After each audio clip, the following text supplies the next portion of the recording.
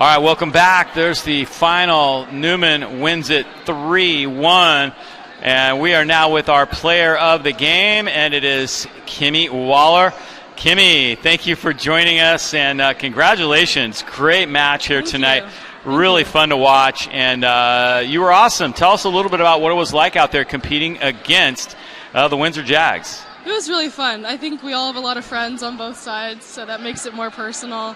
And I think we competed really well. Both sides, it was a lot of long rallies, and both teams were scrappy. Both teams took big swings. I'm really happy with how the night went. I thought it was a lot of fun. Talk about the crowd tonight, because they had to play a huge part in this one. Yeah, it was a lot. It was a lot of people from both schools, and that made it really fun. It's definitely a mental game, but it was cool to see so many people come out for tonight.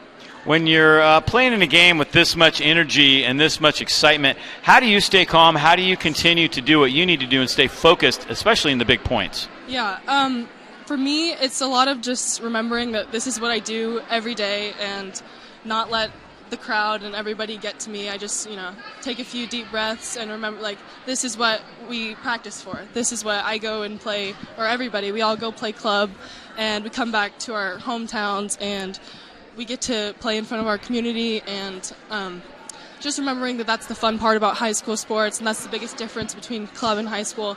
So kind of just being able to enjoy all the people here and use the crowd and everybody as a good thing and not as something to stress us out.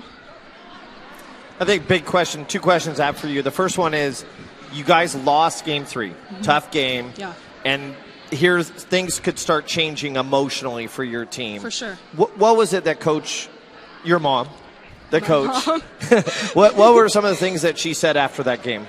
After that game, it was kind of just we made a lot of serving errors, and we kind of took our foot off the gas a little bit. And just remembering how successful we were in the first 2 sets and knowing that we can do that again, it was more just about cleaning up our game, trying to keep the serve receive tighter and try to run a faster offense. Gotcha. I know that there was a couple plays that stood out to me when you came in and ran a 2-set in the middle out of serve receive. Super effective on that play. Their blockers weren't there. Was that a play call that you and your sister decided to run? Was that a play call that coach was calling? I mean, obviously they were not prepared for that ball coming inside like that. Yes, so that's something that my sister and I talked about before the match. A lot of high school teams haven't seen anything that quick, especially a 2. Right. Coming in, even if I take the first ball, they don't expect me to be able to come in and hit the 2. So if we can get the pass up to the net, it's a great way to decide out, because usually I have 1 block. And you did. And I did. Or no block. Or no block.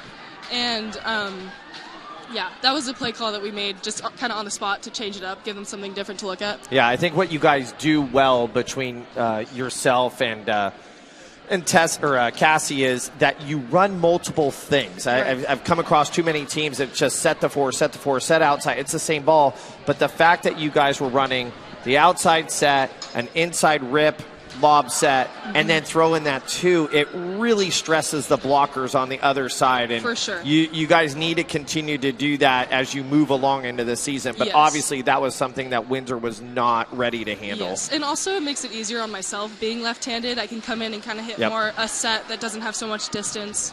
So it's easier for me too. Well, you did an exceptional job on Thank that. you. Good night tonight. Thank you. And talk a little bit about your teammates. Big night for Ali Farquhar. Also, Cassie Taylor had a big night. And, of course, your sister Julia doing a nice job setting for you. Yes, I thought everybody played awesome. Ali came out big. She swung really hard, and she played awesome. She had some crucial blocks right when we needed it. It was great to see Cassie swinging as hard as she was. Also, really getting on top of the ball and swinging deep, not trying to hit low into the block. That was awesome.